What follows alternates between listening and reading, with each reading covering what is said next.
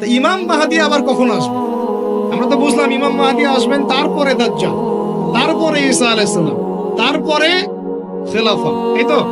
আর ইমাম মাহদী আবার কখন? আমাদের বুয়েটের মাহদী বের হয়, পাঞ্জাব থেকে মাহদী বের হয়, হ্যাঁ, বাংলাদেশের ওই কোনায় মাহদী বের হয়, সৌদি আরব থেকে ওই কোনা থেকে মাহদী বের হয়, হয় না? খুব ভালো করে মনে রাখবেন, যতক্ষণ এই বিশ্বে একটা মালহামা না হচ্ছে মাহদী আসছেন না। কথা ক্লিয়ার? এই বিশ্বে যতক্ষণ একটা মালহামা না হচ্ছে মাহদী আসছেন না। তিনি আসবেন ফাতিমা রাদিয়াল্লাহু আনহার বংশ থেকে। কার বংশ? তার আসল নাম মুহাম্মদ। কি নাম? তার নাক উঁচু, নাক একদম উঁচু, খাড়া, কপাল চওড়া, চেহারার গড়নটা আমাদের নবী সাল্লাল্লাহু আলাইহি ওয়াসাল্লাম। তার বাবার নাম হবে আব্দুল্লাহ, তার মায়ের নাম হবে আমিনা। তিনি দায়িত্ব নিতে চাইবেন না, তিনি দায়িত্ব নিতে চাইবেন না।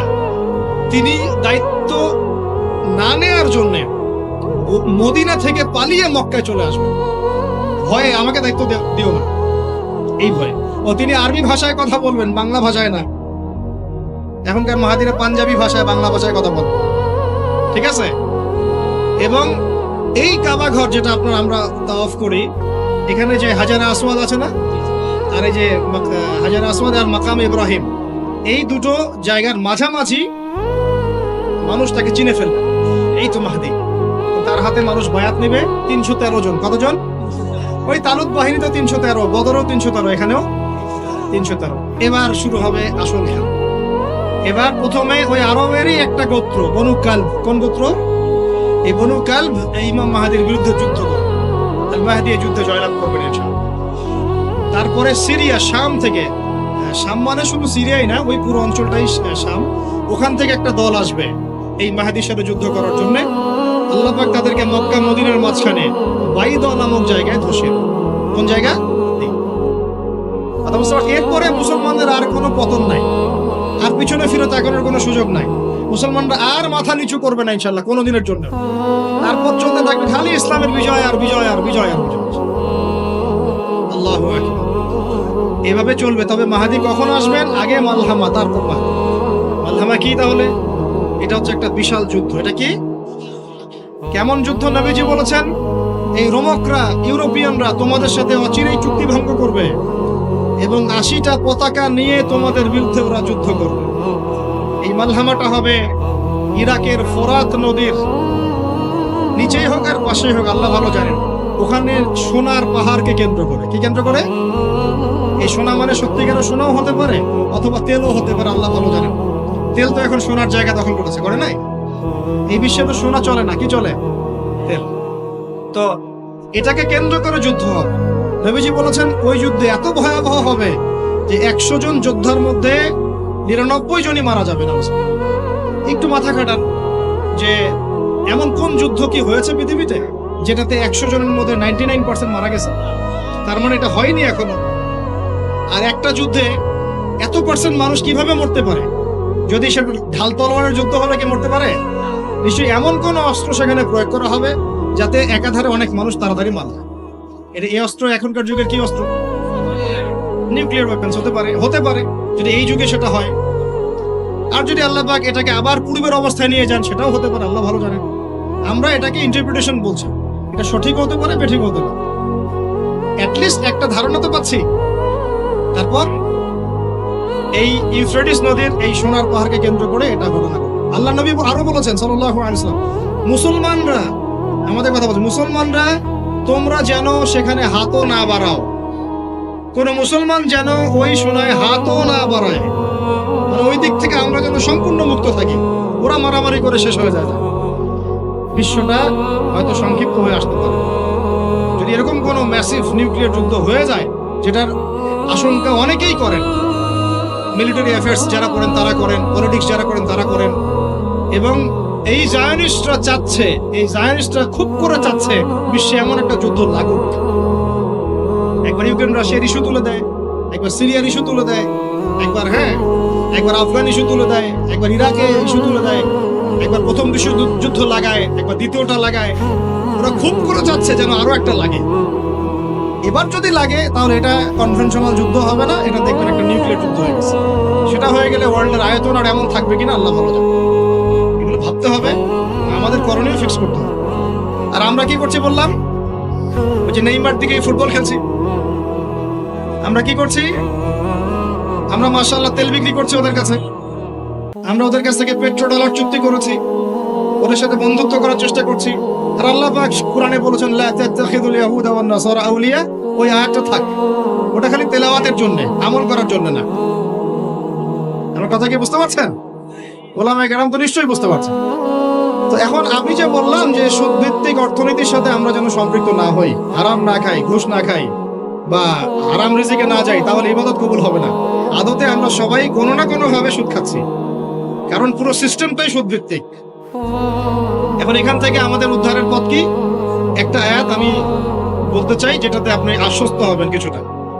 আল্লাহ পাক বলেছেন সূরা তালাকের মধ্যে, ফাত্তাকুল্লাহা মাস্তাতা'তুম, ফাত্তাকুল্লাহা মাস্তাতা'তুম, তোমরা সাধ্যমতো আল্লাহকে ভয় করো। মানে ইচ্ছা করে আপনি সুদের সাথে সম্পৃক্ত হবেন না, অনিচ্ছাকৃত যদি লেগে যায় গায়ে ছিটা ফোঁটা, আল্লাহ মাফ করে দিবেন ইনশাআল্লাহ। তাহলে ভাই আমরা যে মুসলিম পরিবারে জন্ম নিয়েছি, শুকরিয়া আদায় করতে হবে কিনা? তাহলে নামাজ পড়বো কিনা, রোজা রাখবো কিনা, পর্দা করবো কিনা, আমাদের পরিবারকে পর্দা রাখবো কিনা, বাচ্চাদেরকে আমরা কোরআন সুন্নাহ শেখাবো কিনা, আমরা নফল ইবাদত বাড়াবো কিনা, যাকাত দিব কিনা। বাংলাদেশে কিচ্ছু লাগবে না, কোনো বৈদেশিক ঋণেরও দরকার নাই, শুধু আপনারা যাকাত দেওয়া শুরু করেন। আমাদের স্যার আছে এখানে, উনি এই কথাগুলো আর উঁচু লেভেল পর্যন্ত পৌঁছাতে পারবেন, আমরা তো সব জায়গায় পৌঁছাতে পারবো না। কোনো বৈদেশিক ঋণের দরকার হবে না যদি আমি যাকাত দেওয়া শুরু করি। যাকাতের খাত কয়টা? 8টা। কয়টা? 8টা। খাতগুলো খুঁজে খুঁজে বের করেন, মুফতি সাহেবদের সাথে পরামর্শ করেন, দেখেন শুধু যাকাতের টাকা দিয়েই দেখবেন দারিদ্রতা দূর হয়ে গেছে। এটা প্রমাণিত অর্থনীতি, এটা কোনো কাল্পনিক অর্থনীতি নয়। আপনি উমর রাদিয়াল্লাহু আনহুর যুগে খুঁজে খুঁজে কোনো ফকির মিসকিন পাবেন না, পাবেন? উসমান রাদিয়াল্লাহু আনহুর যুগে আপনি খুঁজে খুঁজে মিসকিন পাবেন না। তাহলে তাদের সময় কিভাবে সম্ভব হলো, এখন কেন হয় না? কারণ হচ্ছে আমরা একে তো সুদভিত্তিক অর্থনীতির মধ্যে আছি, 1, 2 আমরা ওই যে পশ্চিমাদের এবং জায়নিস্টদের ঋণের জালে পড়ে গেছি, 2, আর 3 হচ্ছে আমরা যাকাত ছেড়ে দিয়েছি। মাঝে মাঝে আমরা দেই টুকটাক যাকাত মসজিদে, মাদ্রাসা, এখানে ওখানে, আর মনে করি যে আমি পাক্কা মুসলমান হয়ে গেছি। প্রথম নসিহত আজকের, আল্লাহ পাক আমাকে আমল করার তৌফিক দান করুন, আপনাদের সবাইকে তৌফিক দান করুন। উদখুলু ফিস সিলমি কাফা, তোমরা পরিপূর্ণরূপে ইসলামে প্রবেশ করো। যতদিন পর্যন্ত আমরা পরিপূর্ণ মুসলমান না হচ্ছি, পুরো বিশ্বে মায়ের খাওয়া বন্ধ হবে না। যে মুসলমান নামাজ পড়ে না, সে কেন মায়ের খাবে না আমাকে বুঝান। যে মুসলমানের নৈতিকতা নাই, 10টা টাকার জন্য ঈমান বিক্রি করতে পারে, সে কেন মায়ের খাবে না? যে বোন পর্দা করার ফুরসতই পাচ্ছে না, তার কাছে মনে হচ্ছে দেহের প্রদর্শনী মনে হয়, এটাই মনে হয় ভালো, তো সে কেন মায়ের খাবে না? কেন ধর্ষণের শিকার হবে না আমাকে বুঝান। যখন আমরা হারাম খাচ্ছি, কিভাবে আমাদের দোয়া আরশে আজিমে পৌঁছাবে আমাকে বুঝান। আর যখন আমরা রাষ্ট্রীয়ভাবে, জাতিগতভাবে আল্লাহর হুকুম আহকাম বিধানকে পাশ কাটিয়ে মানব রচিত বিধান চর্চা করছি, আল্লাহর রহমত কিভাবে নেমে আসবে আমাকে বুঝান। আমি বুঝি না ভাই, আমাকে বুঝান। কোন অপশন আছে? একটা বিষয়ে কান খুলে শুনে রাখেন, আসন্ন সময়গুলোতে এই বিশ্বে শুধুমাত্র ইসলাম থাকবে, আর কিচ্ছু থাকবে না। আল্লাহ পাক এমন একটা প্রজন্ম অচিরেই নিয়ে আসবেন যারা এইরকম ইসলাম পালন করবে না, যারা 100% ইসলাম পালন করবে ইনশাআল্লাহ। তারা পরিপূর্ণ মুসলমানও হবে, ইসলামও পরিপূর্ণরূপে পালন করবে, আল্লাহর পথে দাওয়াতি কাজও করবে, প্রয়োজন হলে জিহাদও শরীক হবে। তখন দেখবেন ইনশাআল্লাহ এমন একটা প্রজন্ম আসছে, ওই প্রজন্মের কাছে এই জায়নিস্টরা বলেন আর পশ্চিমারাই বলেন, কেউ পেরে উঠবে না ইনশাআল্লাহ।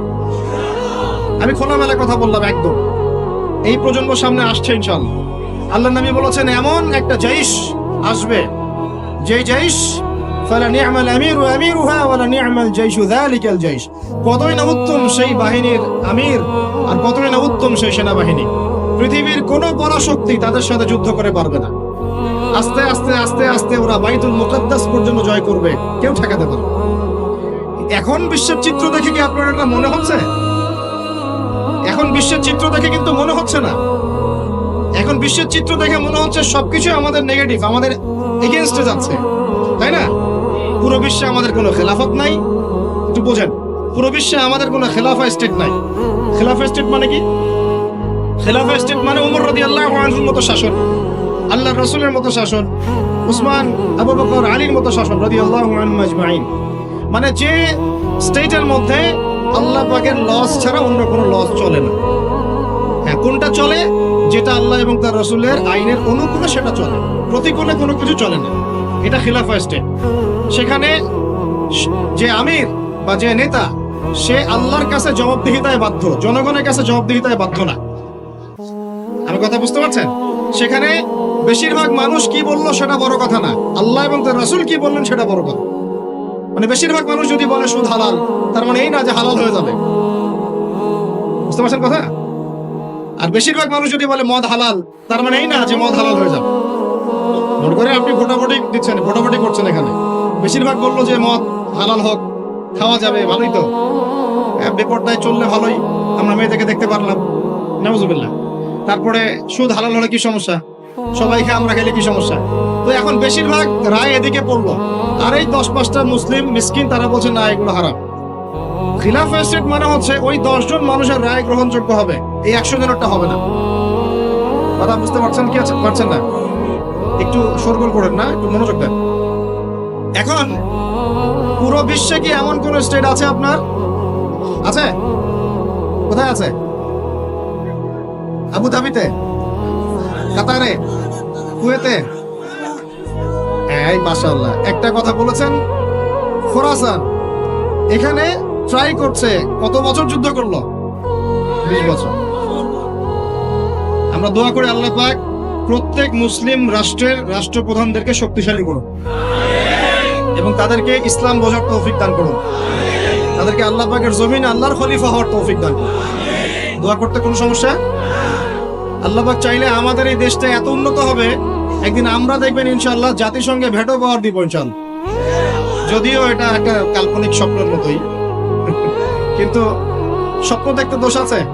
তবে আমি নিশ্চিত, এটা আমি আমার কনফিডেন্স থেকে বলছি, ইমামুল মাহদি আসার সময় ইউনাইটেড নেশনস বলে কোনো নেশনস থাকবে না ইনশাআল্লাহ। ঈসা আলাইহিস সালাম যখন আসবেন, তখন জাতিসংঘ বলে কোনো সংঘ থাকবে না ইনশাআল্লাহ।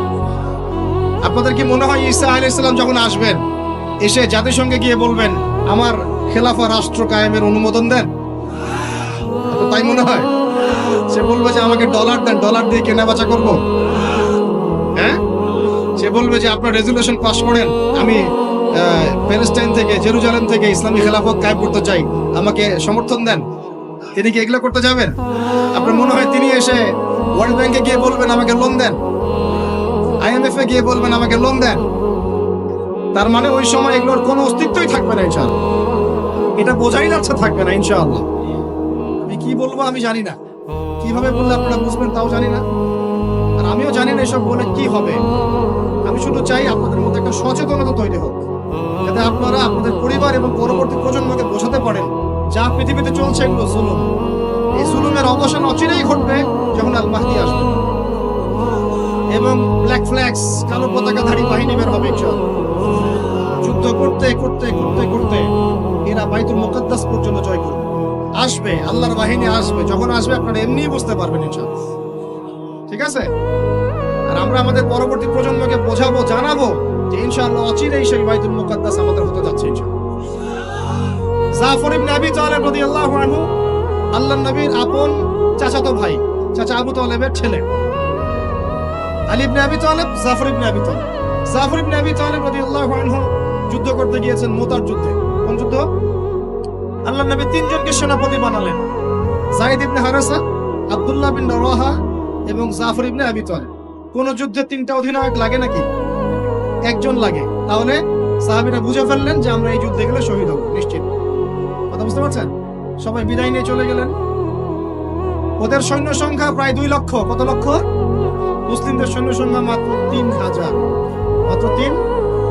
আল্লাহ নবী বললেন যদি যায়েদ ইবনে হারেসা শহীদ হয়, আব্দুল্লাহ বিন রাওয়াহা তুমি পতাকা নিয়ে নিও।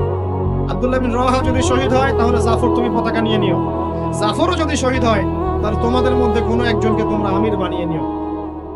পরে আমির বানানো হয়েছিল সাইফুল্লাহ মাসলুল খালিদ বিন ওয়ালিদ রাদিয়াল্লাহু আনহু, এবং তার হাতেই বিজয়টা হয়েছিল। পরে 3000 সৈন্য নিয়ে তিনি 2 লক্ষ সৈন্য ঠেকিয়ে দিয়েছেন। জাফর রাদিয়াল্লাহু আনহু যখন শহীদ হন, প্রথমে তার ডান হাত পড়ে যায়। যে দেখছেন না, এক বাবা হাত নিয়ে ঘুরছে, বাচ্চা আর এক হাত খুঁজে পায় না, দেখছেন না আপনারা? ডান হাত পড়ে গিয়ে বাম হাত দিয়ে তরোয়াল চালানো শুরু করলেন। ওই যুদ্ধ তখন সত্যিকারের যুদ্ধ ছিল, এই তোমাদের মতো কাপুরুষের যুদ্ধ না, যে 100 মাইল দূর থেকে মিসাইল ছুড়বো আর এখান থেকে আমি ঠাস করে দেবো। তখনকার যুদ্ধ ছিল ওয়ান অ্যান্ড ওয়ান ব্যাটল। তুমি সামনে অস্ত্র নিয়ে আসো, আমি সামনে অস্ত্র নিয়ে গেলাম, এরপরে দেখি কার কথা হলো। এমন ছিল না বিষয়টা, ওয়ান অ্যান্ড ওয়ান ব্যাটল ছিল। আর তখন সাহাবীরা ছোটবেলা থেকে এগুলোতে প্রশিক্ষিত ছিলেন, নতুন না বিষয়টা, তারা ছোটবেলা থেকেই প্রশিক্ষিত ছিলেন, তীরন্দাজ ছিলেন, ঘোড়সাওয়ার ছিলেন, তখনকার যুগের প্রেক্ষাপট। তারপর তিনি বাহাতে তরোয়াল চালানো শুরু করলেন, এক পর্যায়ে বাহাতে পড়ে গেল। এরপর এই থুতনি দিয়ে তিনি পতাকাটা ধরে রাখছেন। এভাবে তার যুদ্ধের ইতিহাসটা পড়ে দেখেন, থুতনি দিয়ে এভাবে পতাকাটা ধরে রাখছেন। পতাকার মান, পতাকার সম্মান। আর সেই পতাকা আমাদের হাত থেকে পড়ে গেল, আরবের লোকজন তাকায় তাকায় দেখতেছে, সারা মুসলিম বিশ্ব তাকায় তাকায় দেখতেছে। এই গুনাহের ভার আল্লাহর কসম আপনার আমার সবার উপর বর্তাবে, কোনো উপায় নাই, সবার উপর বর্তাবে। আল্লাহ যেন মাফ করেন, আল্লাহ পাক মাফ করবেন না। আমি আল্লাহকে চিনি, আল্লাহ পাক মাফ করবেন না এভাবে, যতক্ষণ পর্যন্ত না আল্লাহ পাক একবার হিসাব নিচ্ছেন। কারণ ওলামায়ে কেরামকে জিজ্ঞাসা করে দেখেন, একটা মুসলিম রাষ্ট্রে যদি একজন মুসলিম নারীকে ধর্ষণ করা হয়, উঠিয়ে নিয়ে চলে যাওয়া হয়, রেপ করা হয়, অথবা একজন মুসলিম ভাইকে নির্মমভাবে হত্যা করা হয়, তাহলে ফতোয়া কি করা উচিত? তখন সবাই মিলে ওই জালেমের বিরুদ্ধে দাঁড়ানো ফরজ। যদি সে দাঁড়াতে না পারে, তার প্রতিবেশী দাঁড়াবে, সে না পারলে তার প্রতিবেশী দাঁড়াবে, আর যখন সেও পারবে না, পুরা উম্মাহ একসাথে মিলে দাঁড়াতে হবে। সেটা কি হয়েছে? করতে পেরেছি? পতাকা ধরে রাখলেন এইভাবে, পতাকা পড়তে দিলেন না। এক পর্যায়ে এক কাফেরের তরবারের আঘাতে তার শরীরটা দ্বিখণ্ডিত হয়ে গেল। এদিকে মদিনায় নবী সাল্লাল্লাহু আলাইহি ওয়াসাল্লাম খবর পেয়ে গেলেন।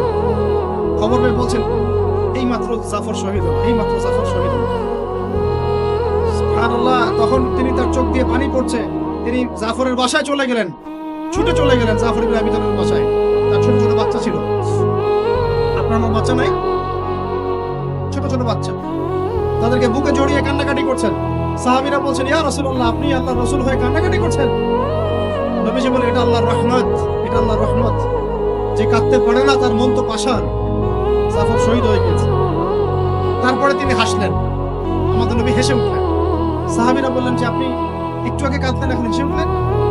নবীজি বললেন, এই মাত্র আমি দেখলাম যে জাফরকে দুজন ফেরেশতার মাধ্যমে আমার সামনে দিয়ে নিয়ে যাওয়া হলো।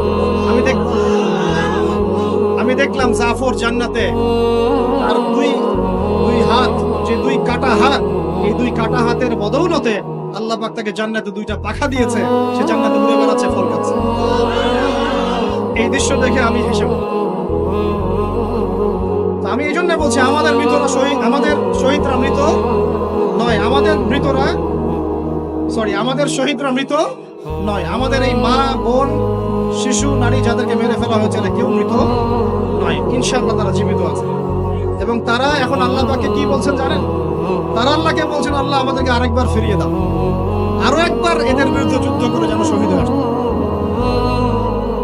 একজন শহীদ সাহাবীর মাকবারা থেকে যদি কেউ কোনো ঘাত পায়, মনে করে আল্লামা তারেক জামিল হুজুর গিয়েছেন মুআজ বিন জাবাল রাদিয়াল্লাহু আনহু কবরের সামনে, আপনি গিয়েছেন মনে করে, এরকম অনেক মানুষই পেয়েছে। আপনি গিয়েছেন এমন একজন সাহাবীর কবরের সামনে যেখানে আপনি কিছু একটা ঘ্রাণ পাচ্ছেন, আপনি পাচ্ছেন, হয়তো আর 10 জন পাচ্ছে না, এই 5 জন পাচ্ছে, ওই 10 জন পাচ্ছে না, হতে পারে কি না? আল্লাহ পাকের কুদরত কারিশমা নাই? যে পাচ্ছে বলেই যে সে জান্নাতি, এমনও তো না। ব্যাপারটা কি এমন না? ইমাম বুখারী রাহিমাহুল্লাহ ইন্তেকাল করেছেন, যখন তাকে দাফন করার পরে এত সুঘ্রাণ ছড়িয়েছে, মানুষ মাটি হাতে করে নিয়ে বাসায় আসতো, বেশ কেমন করে ঘ্রাণ বেরোচ্ছে কবর থেকে।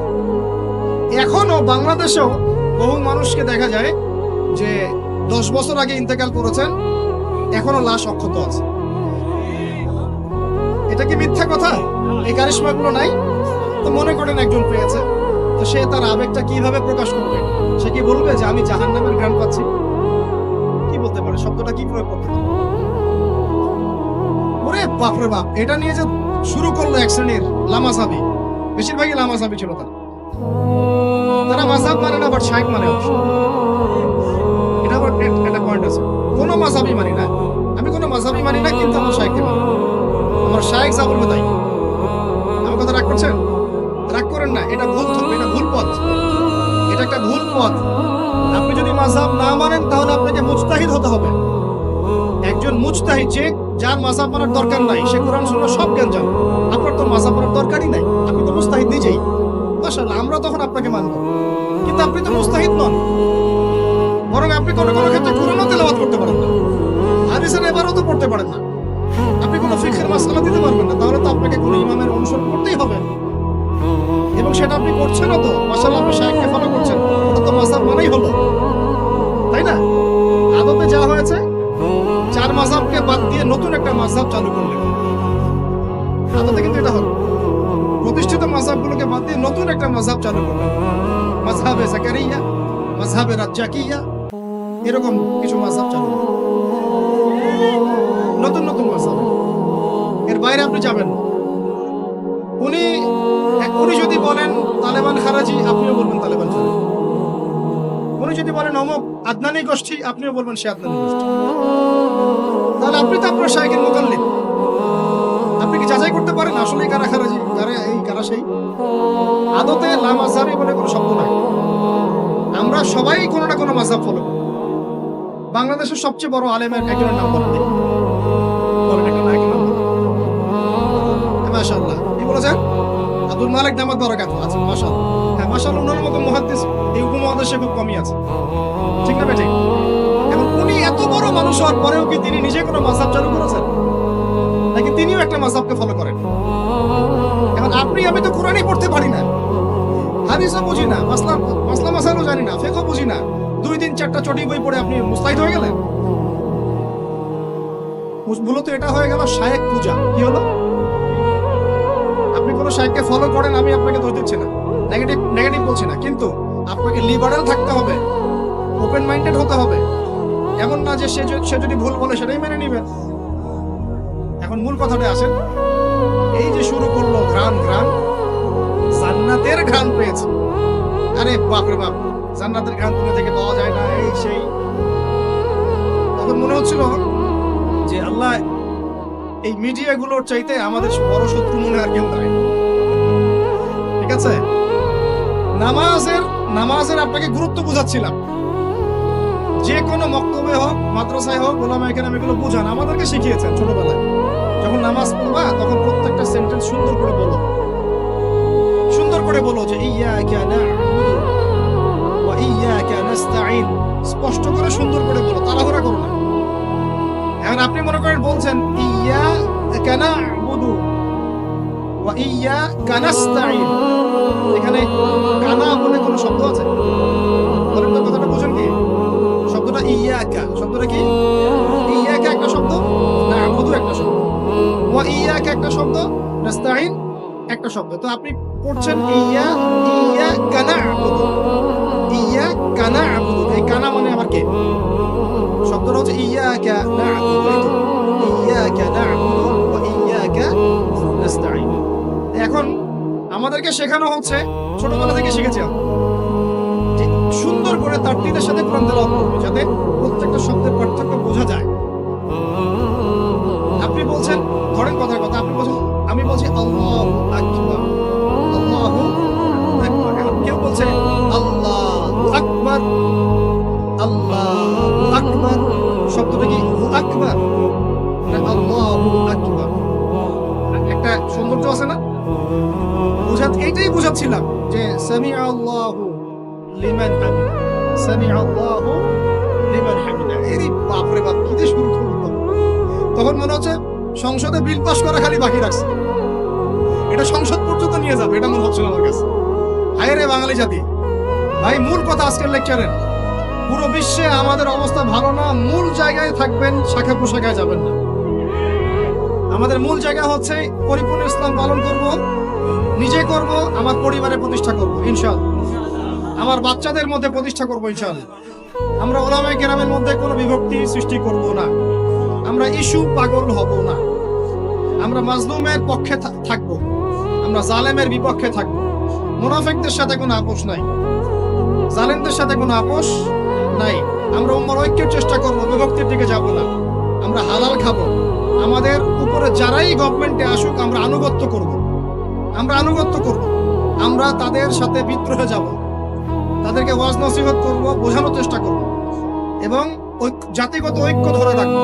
হ্যাঁ, তারা যদি সরাসরি ইসলামের বিরুদ্ধে চলে যায় তখন যা করার তাই করব, কিন্তু সরাসরি কি তারা ইসলামের বিরুদ্ধে যাচ্ছেন? যাচ্ছেন। অতএব এখানে আমরা কোনো ফাসাদ সৃষ্টি করব না, কোনো দরকার নাই ভাই। মুসলিম মারামারি করে এগুলো শহীদ না, মুসলিম লাঠি বৈঠা নিয়ে মারামারি করে এগুলো শহীদ হবে না, সাবধান, এটা সঠিক পথ নয়। তবে আমরা অবশ্যই তাদেরকে নসিহত করবো, দোয়া করবো, জাতিগত ঐক্য ধরে রাখবো এবং আমাদের লক্ষ্য আমরা স্থির রাখবো। আমাদের লক্ষ্যটা কি ভাই? ওই বাইতুল মুকাদ্দাস। লক্ষ্যটা কি? বাইতুল মুকাদ্দাস। ইনশাআল্লাহ পুরো বিশ্ব থেকে আস্তে আস্তে জালেমদের পতন করবো ইনশাআল্লাহ। মাজলুমের রক্ত বৃথা যাবে না ইনশাআল্লাহ। ইনশাআল্লাহ আমাদের শহীদরা মৃত নন ইনশাআল্লাহ, তাদেরকে রিজিক দেওয়া হচ্ছে। আমরা সবাই মন খুলে দোয়া করবো তাদের জন্য। এখন কনক্লুশনে আসবো। বিশ্বের এই অবস্থায় আমাদের অবস্থাটা কি একটু দেখাই, তারপর শেষ করে দিই। একটু বসেন 10টা মিনিট খালি মনোযোগ দেন। আমাদের অবস্থা কি দেখেন? পুরো বিশ্বে কি আমাদের খেলাফা আছে? বললাম না। পুরো বিশ্বের অর্থনৈতিক শক্তি আমাদের হাতে আছে? রাজনৈতিক ক্ষমতা আমাদের হাতে আছে? বৈশ্বিক রাজনৈতিক ক্ষমতা আছে? নাই। আমাদের কি মিডিয়াগুলো সব স্বতন্ত্র, নিজের স্বাধীন? আমাদের কি এই পারমাণবিক অস্ত্রশস্ত্র ওয়েপন্স আছে? আছে ভাই? নাই। আমাদের কি ঐক্যবদ্ধ জাতির একটা নেতা আছে? মানে আমি এরকম কিছু আছে? নাই। এখন এই অবস্থায় আমরা যদি আমাদের অবস্থানকে উন্নত করতে চাই, বিশৃঙ্খলা করে না, একটু বসেন, জাস্ট 5টা মিনিট বসেন, শেষ করে দিচ্ছি। একটু পরে দোয়া হবে, তারপরে আমরা যাবো। এই অবস্থায় আমরা কি চাই? আগে আমাকে বলেন, আমরা কি চাই যে আমাদের অবস্থা আগের মতো হোক? আগের মতো বলতে রাসূলের যুগের মতো, সাহাবীদের যুগের মতো আমরা কি চাই আমাদের অবস্থা আবার সেরকম হোক? তাহলে ভাই সর্বপ্রথম আমাদের সবাইকে ইলম অর্জন করতে হবে। রাজি আছে কিনা? পড়াশোনা করতে রাজি আছে কিনা? ইনশাআল্লাহ। সবাই কোরআন তেলাওয়াত শিখবো ইনশাআল্লাহ। রাজি আছে কিনা? সবাই কোরআনের অর্থ পড়বো। রাজি আছে কিনা? প্রতিদিন কমপক্ষে 5টা করে হাদিস পড়বো। রাজি আছে কিনা? বাংলাদেশের বরেণ্য ওলামায়ে কেরামদের সাথে সহবতে থাকবো। রাজি আছে কিনা? আমরা সবাই হালাল খাবো ইনশাআল্লাহ। রাজি আছে কিনা? হারাম থেকে দূরে থাকবো। রাজি আছে কিনা? আমাদের পরিবারে আমরা বেপরদামি ঢুকতে দিব না। রাজি আছি? আমাদের সন্তানদেরকে মানুষ করবো। রাজি আছি? আমরা আমাদের এই সমাজের মধ্যে মানব সৃষ্ট কোনো ফাসাদ সৃষ্টি করবো না। রাজি আছি ইনশাআল্লাহ? আমরা মুসলিম উম্মার নির্যাতিত ভাই বোনদের জন্য দোয়া করবো। রাজি আছে কিনা? তাদের জন্য আল্লাহর দরবারে কান্নাকাটি করবো। রাজি আছে কিনা? আমরা উম্মার মাঝে কোনো বিভক্তি সৃষ্টি করবো না। রাজি আছে কিনা? আমরা সবাই মিলে দ্বীনের দাওয়াতি কাজ করবো। রাজি আছে কিনা? আমরা সবাই মিলে প্রয়োজনে আল্লাহর দ্বীনের জন্য জিহাদ করবো। রাজি আছে কিনা? আল্লাহ পাক আমাদের সবাইকে যেন কবুল করেন, আমিন। শেষ কথা শুনে রাখেন, এই জুলুম চিরস্থায়ী হবে না। এই বাংলাদেশ ঈসা আলাইহিস সালাম শাসন করবে ইনশাআল্লাহ। আপনারা ইলেকশন করেন, হরতাল করেন, এই করেন সেই করেন, আমার কথাটা ছোট ভাই হিসেবে বিশ্বাস করেন। আমি কোন দলের মানুষ না, আমি সবার শুভাকাঙ্ক্ষী। এই বাংলাদেশ ঈসা আলাইহিস সালাম শাসন করবে ইনশাআল্লাহ। এই ভারত ঈসা আলাইহিস সালাম শাসন করবে। এই জেরুজালেম ঈসা আলাইহিস সালাম শাসন করবে। এই আরবের যত কান্ট্রি দেখতেছেন সবগুলো ঈসা আলাইহিস সালাম শাসন করবে। তার আগ পর্যন্ত আপনারা এই খেলা চালাতে থাকেন, কোনো লাভ নাই। আস্তে আস্তে সব শেষ হয়ে যাবে। এখন একটা মজার প্রশ্ন, এই প্রশ্নটা দিয়ে শেষ করি। তো ইমাম মাহদী আবার কখন আসবে? আমরা তো বুঝলাম ইমাম মাহদী আসবেন, তারপরে দাজ্জাল, তারপরে ঈসা আলাইহিস সালাম, তারপরে খেলাফত, এই তো। ইমাম মাহদী আবার কখন? আমাদের বুয়েটের মাহদী বের হয়, পাঞ্জাব থেকে মাহদী বের হয়, হ্যাঁ, বাংলাদেশের ওই কোনায় মাহদী বের হয়, সৌদি আরব থেকে ওই কোনা থেকে মাহদী বের হয়, হয় না? খুব ভালো করে মনে রাখবেন, যতক্ষণ এই বিশ্বে একটা মালহামা না হচ্ছে মাহদী আসছেন না। কথা ক্লিয়ার? এই বিশ্বে যতক্ষণ একটা মালহামা না হচ্ছে মাহাদি আসছেন না। তিনি আসবেন ফাতিমা রাদিয়াল্লাহু আনহার বংশ থেকে। কার বংশ? তার আসল নাম মুহাম্মদ। কি নাম? তার নাক উঁচু, নাক একদম উঁচু খাড়া, কপাল চওড়া, চেহারার গড়নটা আমাদের নবী সাল্লাল্লাহু আলাইহি ওয়াসাল্লাম। তার বাবার নাম হবে আব্দুল্লাহ, তার মায়ের নাম হবে আমিনা। তিনি দায়িত্ব নিতে চাইবেন না, তিনি দায়িত্ব নিতে চাইবেন না। তিনি দায়িত্ব না নেওয়ার জন্য মদিনা থেকে পালিয়ে মক্কায় চলে আসবেন। ভয়ে আমাকে দায়িত্ব দিও না, এই ভয়ে। ও তিনি আরবি ভাষায় কথা বলবেন, বাংলা ভাষায় না। এখনকার মাহাদিরা পাঞ্জাবি ভাষায়, বাংলা ভাষায় কথা বলবেন, ঠিক আছে? এবং এই কাবা ঘর যেটা আমরা তাওয়াফ করি, এখানে যে হাজারে আসওয়াদ আছে না, আর এই যে হাজারে আসওয়াদ আর মাকাম ইব্রাহিম, এই দুটো জায়গার মাঝামাঝি মানুষ তাকে চিনে ফেলবে, এই তো মাহদি। তার হাতে মানুষ বায়াত নেবে 313 জন। কতজন? ওই তালুত বাহিনীতে 313, বদরও 313, এখানেও 313। এবার শুরু হবে আসল খেলা। এবার প্রথমে ওই আরবেরই একটা গোত্র বনু কালব। কোন গোত্র? এই বনু কালব ইমাম মাহাদির বিরুদ্ধে যুদ্ধ করবে। আল মাহদি এই যুদ্ধে জয়লাভ করবেন ইনশাআল্লাহ। তারপরে সিরিয়া, শাম থেকে, শাম মানে শুধু সিরিয়াই না, ওই পুরো অঞ্চলটাই শাম, ওখান থেকে একটা দল আসবে এই মাহদির সাথে যুদ্ধ করার জন্য। আল্লাহ পাক তাদেরকে মক্কা মদিনার মাঝখানে বাইদা নামক জায়গায় ধসিয়ে দেবে। কোন জায়গা? কথা বুঝতে পারছি? এরপরে মুসলমানদের আর কোনো পতন নাই, আর পিছনে ফিরে তাকানোর কোনো সুযোগ নাই। মুসলমানরা আর মাথা নিচু করবে না ইনশাআল্লাহ কোনোদিনের জন্য। তারপর চলতে থাকবে খালি ইসলামের বিজয় আর বিজয় আর বিজয় আর বিজয়। আল্লাহু আকবার। এভাবে চলবে। তবে মাহাদি কখন আসবেন? আগে মালহামা, তারপর মাহাদি। মালহামা কি তাহলে? এটা হচ্ছে একটা বিশাল যুদ্ধ। এটা কি? কেমন যুদ্ধ? নবীজি বলেছেন এই রোমকরা, ইউরোপিয়ানরা তোমাদের সাথে অচিরেই চুক্তি ভঙ্গ করবে এবং 80টা পতাকা নিয়ে তোমাদের বিরুদ্ধে ওরা যুদ্ধ করবে। এই মালহামাটা হবে ইরাকের ফোরাত নদীর নিচেই হোক আর পাশেই হোক, আল্লাহ ভালো জানেন। ওখানে সোনার পাহাড়কে কেন্দ্র করে। কি কেন্দ্র করে? এই সোনা মানে সত্যিকারের সোনাও হতে পারে, অথবা তেলও হতে পারে, আল্লাহ ভালো জানেন। তেল তো এখন সোনার জায়গা দখল করেছে, করে নাই? এই বিশ্বে তো সোনা চলে না, কি চলে? তেল। তো এটাকে কেন্দ্র করে যুদ্ধ হবে। নবীজি বলেছেন ওই যুদ্ধে এত ভয়াবহ হবে যে 100 জন যোদ্ধার মধ্যে 99 জনই মারা যাবে না। একটু মাথা কাটান যে এমন কোন যুদ্ধ কি হয়েছে পৃথিবীতে যেটাতে 100 জনের মধ্যে 99% মারা গেছে? তার মানে এটা হয়নি এখনো। আর একটা যুদ্ধে এত পার্সেন্ট মানুষ কিভাবে মরতে পারে? যদি সেটা ঢাল তলোয়ারের যুদ্ধ হলে কি মরতে পারে? নিশ্চয়ই এমন কোন অস্ত্র সেখানে প্রয়োগ করা হবে যাতে একাধারে অনেক মানুষ তাড়াতাড়ি মারে। এটা এই অস্ত্র এখনকার যুগের কি অস্ত্র? নিউক্লিয়ার ওয়েপন্স হতে পারে, হতে পারে যদি এই যুগে সেটা হয়। আর যদি আল্লাহ পাক এটাকে আবার পূর্বের অবস্থায় নিয়ে যান, সেটাও হতে পারে, আল্লাহ ভালো জানেন। আমরা এটাকে ইন্টারপ্রিটেশন বলছি, এটা সঠিক হতে পারে, বেঠিক হতে পারে, অ্যাটলিস্ট একটা ধারণা তো পাচ্ছি। তারপর এই ইউফ্রেটিস নদীর এই সোনার পাহাড়কে কেন্দ্র করে এটা ঘটনা ঘটে। আল্লাহ নবী আরো বলেছেন সাল্লাল্লাহু আলাইহি ওয়াসাল্লাম, মুসলমানরা, আমাদের কথা বলছে, মুসলমানরা তোমরা যেন সেখানে হাতও না বাড়াও। কোন মুসলমান যেন ওই সোনায় হাতও না বাড়ায়, মানে ওই দিক থেকে আমরা যেন সম্পূর্ণ মুক্ত থাকি। ওরা মারামারি করে শেষ হয়ে যায়, বিশ্বটা হয়তো সংক্ষিপ্ত হয়ে আসতে পারে। যদি এরকম কোনো ম্যাসিভ নিউক্লিয়ার যুদ্ধ হয়ে যায়, যেটার আশঙ্কা অনেকেই করেন, মিলিটারি অ্যাফেয়ার্স যারা করেন তারা করেন, পলিটিক্স যারা করেন তারা করেন, এবং এই জায়নিস্টরা চাচ্ছে, এই জায়নিস্টরা খুব করে চাচ্ছে বিশ্বে এমন একটা যুদ্ধ লাগুক। একবার ইউক্রেন রাশিয়ার ইস্যু তুলে দেয়, একবার সিরিয়ার ইস্যু তুলে দেয়, একবার আফগান ইস্যু তুলে দেয়, একবার ইরাকে ইস্যু তুলে দেয়, একবার প্রথম বিশ্বযুদ্ধ লাগায়, একবার দ্বিতীয়টা লাগায়। ওরা খুব করে চাচ্ছে যেন আরো একটা লাগে। এবার যদি লাগে তাহলে এটা কনভেনশনাল যুদ্ধ হবে না, এটা দেখবেন একটা নিউক্লিয়ার যুদ্ধ হয়ে গেছে। সেটা হয়ে গেলে ওয়ার্ল্ডের আয়তন আর এমন থাকবে কিনা আল্লাহ ভালো জানে। এগুলো ভাবতে হবে, আমাদের করণীয় ফিক্স করতে হবে।